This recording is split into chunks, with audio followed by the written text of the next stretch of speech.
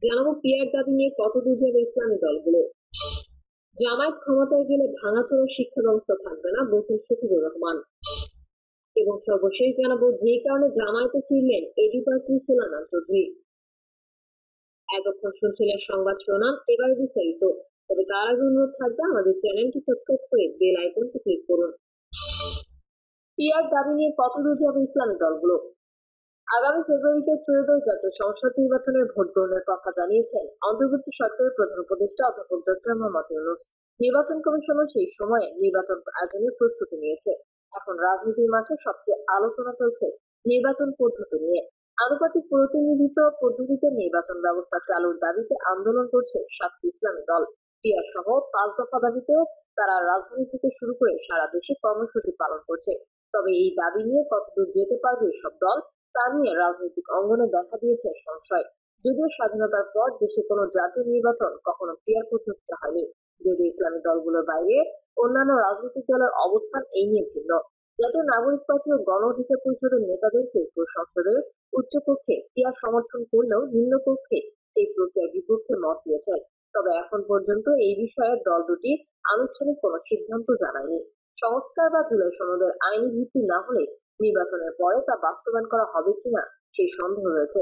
এছাড়া তত্ত্বাবধায়ক সরকার না থাকায় অতীতে নানা রাজনৈতিক সংকট তৈরি হয়েছিল, অথচ তত্ত্বাবধায়ক পদ্ধতি থাকাকালীন সময়ে নির্বাচন তুলনামূলক শান্তিপূর্ণভাবে সম্পন্ন হয়েছিল।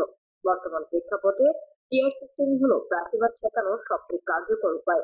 জামায়াত ইসলামী, ইসলামী আন্দোলন ও খেলাফত মজলিস সহ যুগোত্তর আন্দোলন করা দলগুলোর নেতারা জাগো নিউজকে জানিয়েছেন, বাংলাদেশের নির্বাচন ব্যবস্থা প্রায় 50 বছর ধরে একইভাবে চলছে, অথচ বিশ্বের অনেক দেশে নতুন পদ্ধতি চালু হয়েছে।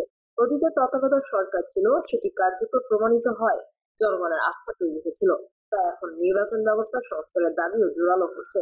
তারা বলছেন, সংস্কার বা জুলাই সনদের আইনি ভিত্তি না হলে নির্বাচনের পরে তা বাস্তবায়ন করা হবে কিনা সেই সন্দেহ রয়েছে। এছাড়া তত্ত্বাবধায়ক সরকার না থাকায় অতীতে নানা রাজনৈতিক সংকট তৈরি হয়েছিল, অথচ তত্ত্বাবধায়ক পদ্ধতি থাকাকালীন সময়ে নির্বাচন তুলনামূলক শান্তিপূর্ণভাবে সম্পন্ন হয়েছিল। বর্তমান প্রেক্ষাপটে পিআর সিস্টেমই হলো ফ্যাসিবাদ ঠেকানোর সবচেয়ে কার্যকর উপায়। বাংলাদেশ জামায়াত ইসলামের সহকারী সেক্রেটারি জেনারেল মাওলানা আব্দুল হালিম জাগো নিউজকে বলেন, নতুন কর্মসূচি নিয়ে আলোচনা চলছে। ইসলামী দলগুলোর বাইরে অন্য দলের সঙ্গে আমাদের যোগাযোগ আছে। কর্মসূচিতে না আসলেও তাদের সঙ্গে আলাপ চলছে আমাদের। অন্যান্য দল জুলাই সনদ ও উচ্চকক্ষে পিআর এর বিষয়ে এক, তারাও তাদের দলের মধ্যে আলোচনা করছে। এসব ক্ষেত্রে তাদের সঙ্গে আমাদের চিন্তার ঐক্য আছে, কর্মসূচির ঐক্য এখনো হয়নি। মাওলানা আব্দুল হালিম আরো বলেন, সব দল এককভাবে পিআর সিস্টেম চাচ্ছে না, তবে অধিকাংশ অবস্থান এক। বাংলাদেশের নির্বাচন ব্যবস্থায় সংস্কার আনতে হবে। কেউ কেউ আন্দোলনে নামতে দেরি করছে, তবে তারা দাবি থেকে সরে যায়নি। পিআর দাবি নিয়ে নানা আলোচনা আছে।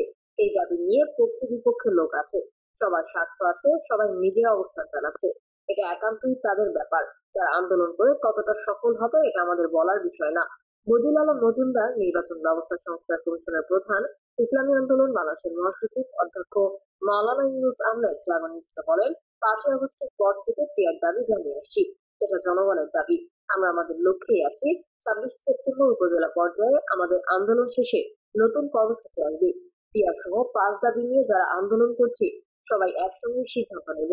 পিআর নিয়ে একাত্তর নয়, 2 ইসলামিক দল পিআর দাবি ও জুলাই সনদের আইনি ভিত্তিতে সামনে রেখে ইসলামিক দলগুলো আন্দোলন করলেও কওমি ঘরানার কয়েকটি দলের মধ্যে সংসদের নিম্নকক্ষে পিআর দাবির বিষয়ে মতৈক্য রয়েছে। বাংলাদেশ খেলাফত মজলিসের মহাসচিব মাওলানা জালালউদ্দিন আহমেদ জাগো নিউজকে বলেন, আমাদের 1 নম্বর দাবি হলো জুলাই সনদ বাস্তবায়ন, দৃশ্যমান বিচার করা। জুলাই সনদের আইনি ভিত্তি হলো আমাদের মূল দাবি। আর আমরা উচ্চকক্ষে পিআর চাচ্ছি, নিম্নকক্ষেও আমরা পিআর এর বিরুদ্ধে না।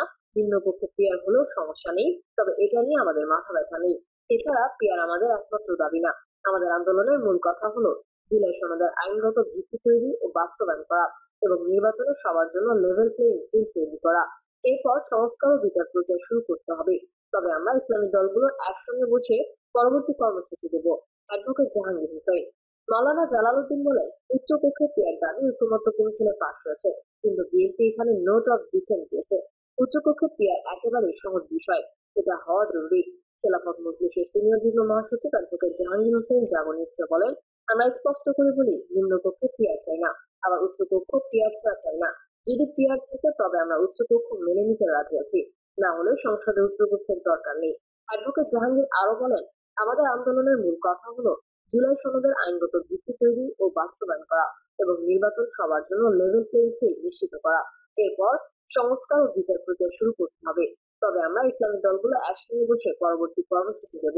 খেলাফত মজলিসের সিনিয়র যুগ্ম মহাসচিব অ্যাডভোকেট জাহাঙ্গীর বলেন, আশা করব নির্বাচনের আগে একটি চূড়ান্ত ঐকমত্যে পৌঁছে জুলাই সনদকে আইনগত ভিত্তি দেওয়া এবং তার বাস্তবায়নের জন্য প্রয়োজনীয় পদক্ষেপ নেওয়ার, যাতে একটি অবাধ সুষ্ঠু নিরপেক্ষ নির্বাচন আয়োজন করা যায়।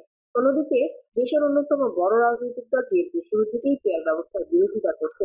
তাদের মতে এটি আসলে নির্বাচনী প্রক্রিয়া পেছানোর ষড়যন্ত্র ছাড়া আর কিছু নয়। বিএনপির নেতারা বলছেন, দেশের রাজনৈতিক বাস্তবতায় পিয়ার চালু করা সম্ভব নয় এবং এটি জনগণের ভোটাধিকার প্রয়োগের পথে নতুন জটিলতা সৃষ্টি করবে। নতুন কর্মসূচি নিয়ে আলোচনা চলছে। ইসলামী দলগুলোর বাইরে অন্য দলগুলোর সঙ্গে আমাদের যোগাযোগ আছে। কর্মসূচিতে না আসলেও তাদের সঙ্গে আলাপ চলছে আমাদের।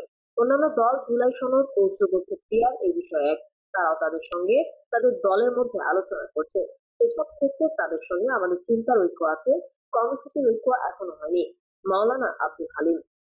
জাতীয় ঐকমত্য কমিশনের সদস্য ও নির্বাচন ব্যবস্থা সংস্কার কমিশনের প্রধান বদিউল আলম মজুমদার বলেছেন, পিয়ার দাবি নিয়ে নানা আলোচনা আছে। এই দাবি নিয়ে পক্ষ বিপক্ষে লোক আছে, সবার স্বার্থ আছে, সবাই নিজের অবস্থান জানাচ্ছে। এটা একান্তই তাদের ব্যাপার। তারা আন্দোলন করে কতটা সফল হবে এটা আমাদের বলার বিষয় না। তিনি বলেন, নির্বাচন পদ্ধতির দুটি ত্রুটি আছে, আবার ভালো দিকও আছে। নির্বাচন কমিশন সংস্কার ও সংবিধান সংস্কার কমিশন শুধু উচ্চকক্ষ পিয়ার পদ্ধতি চালু করার প্রস্তাব করেছে, যদিও সেখানে বিএনপির নোট অফ ডিসেন্ট রয়েছে। বর্তমানে দেশে first past the post voter পদ্ধতি চালু রয়েছে। এই পদ্ধতিতে একটি আসনে যে দলের প্রার্থী অন্যদের চেয়ে বেশি ভোট পান সেই দলের প্রার্থী জয়ী হন। একইভাবে যে দলের প্রার্থী বেশি আসন পান সেই দল সরকার গঠন করে। বিগত নির্বাচনগুলোতে এভাবেই ফলাফল নির্ধারিত হয়েছে। অন্যদিকে পিয়ার হলে এমন একটি নির্বাচন ব্যবস্থা যেখানে কোন একটি রাজনৈতিক দল সারা দেশে মোট কত শতাংশ ভোট পাবে, সংসদেও তার ঠিক তত শতাংশ আসন পাবে। জামায়াত ক্ষমতায় গেলে ভাঙাচোরা শিক্ষা ব্যবস্থা থাকবে না, বলছেন শফিকুর রহমান। জনগণের সমর্থনে ভবিষ্যতে যদি বাংলাদেশ জামায়াত ইসলামী ক্ষমতায় আসার সুযোগ পায় তাহলে দলটি তিনটি প্রধান বিষয়ে গুরুত্ব দিয়ে কাজ করবে বলে অঙ্গীকার করেছেন জামায়াতের আমির ডক্টর শফিকুর রহমান। তিনি বলেন, ভাঙাচোরা শিক্ষা ব্যবস্থার মেরামত করা হবে, ডিগ্রি নয় যোগ্যতার ভিত্তিতে কর্ম নিশ্চিত করা হবে। তিনি বলেন, ভাঙাচোরা শিক্ষা ব্যবস্থা মেরামত করা, ডিগ্রি নয় যোগ্যতার ভিত্তিতে কর্ম নিশ্চিত করা হবে এবং দুর্নীতি কমাতে সেবার গুরুত্ব ও গভীরতার ভিত্তিতে বেতন কাঠামো নির্ধারণ করা হবে। ডক্টর শফিকুর রহমান প্রথমে ন্যায় বিচার ও সুশাসনের উপর জোর দিয়ে বলেন, আমরা ক্ষমতা এলে দাবি আদায়ে কাউকে এক মিনিটের জন্য কর্মস্থল ফেলে রাস্তায় আসতে হবে না। ইনসাফের ভিত্তিতে যার যেটা পাওনা সেটা তার হাতে তুলে দেওয়া হবে। প্রথম অঙ্গীকার হিসেবে তিনি দেশের শিক্ষা ব্যবস্থা সংস্কারের কথা উল্লেখ করেন। তিনি বর্তমান শিক্ষা ব্যবস্থাকে ভাঙাচোরা আখ্যা দিয়ে এটিকে দেশের মেরুদণ্ড বলে উল্লেখ করেন।